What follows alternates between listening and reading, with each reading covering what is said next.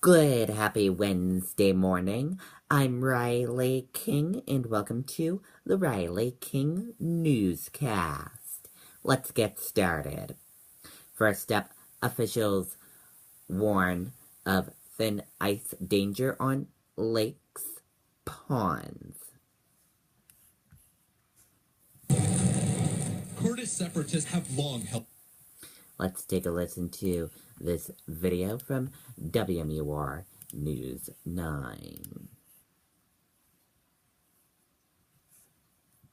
Auto Fair makes it happen. Shop over 700 pre-owned vehicles. Payments starting at $99 a month. Plus, all Auto Fair certified used vehicles come with a 3-year, 100,000-mile warranty. Get fast, easy financing, and our goal is always 100% credit approval. With 8 convenient locations, Auto Fair makes it happen.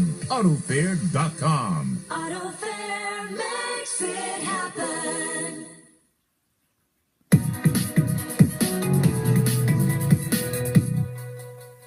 A boy is lucky to be okay after falling through ice yesterday while riding an ATV on Arlington Mill Reservoir in Salem. Police say the 12-year-old didn't see an opening in the ice. Fortunately, in this case, there was people nearby ice skating that were able to help him, but he got himself out of the water, fortunately. It was an open area that he probably should have been driving on at that point. The incident raising concerns about ice safety. Don't assume that the entire body of water is safe just because you see people out there. Fish and Game says the weather hasn't been consistent, preventing the ice from forming evenly. With the weather pattern we've been having, we get cold weather, which forms some ice.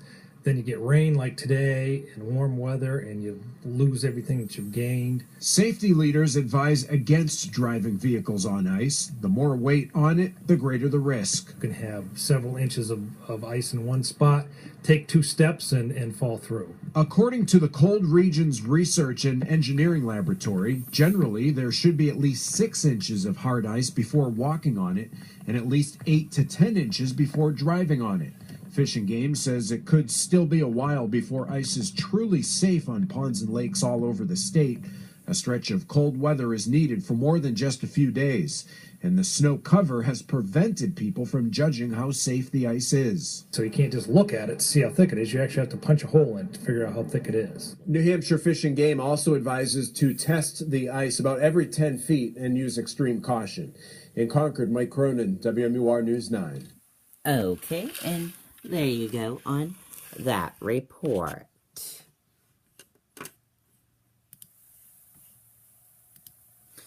Family of Guilford victims create GoFundMe page. After 5 people were hurt in a head-on collision Monday, a GoFundMe page has been started. Both adults and kids were involved in the accident. The head-on collision occurred just after 8 p.m. on Monday. Route 11 was closed from Belmont Point Road to Scenic Drive for a couple of hours. The family has already raised over $3,000. Massachusetts firefighters wake up to station on fire. Firefighters in Concord, Massachusetts awoke Wednesday morning to deal with a fire, but the blaze was inside their own station. 3 firefighters were asleep when the alarm went off for a 2-alarm fire in the main dispatch center in Station 2 at 1201 Main Street. They could not reach their own equipment since the fire was in the main bays.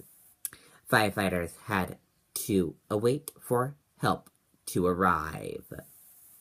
One of the engines suffered smoke and heat damage and had to remain in the bay. The other 2 have smoke damage and were removed from the bay. All 3 firefighters made it out of the building safely.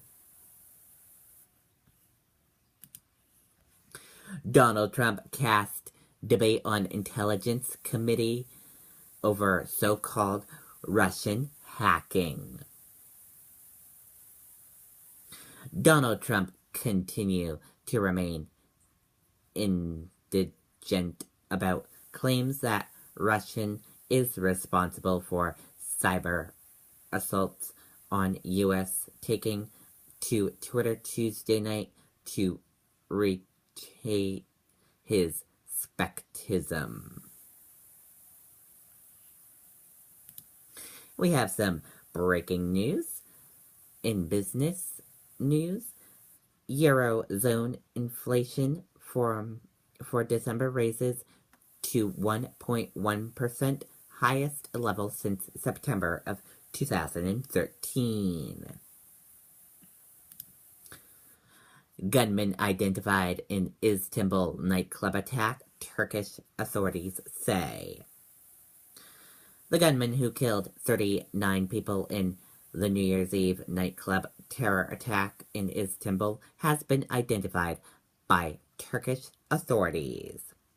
And that does it for the Riley King Newscast right here on the Riley King Network. I hope you all have a great rest of your Wednesday. See you back here later on today. Goodbye, everyone.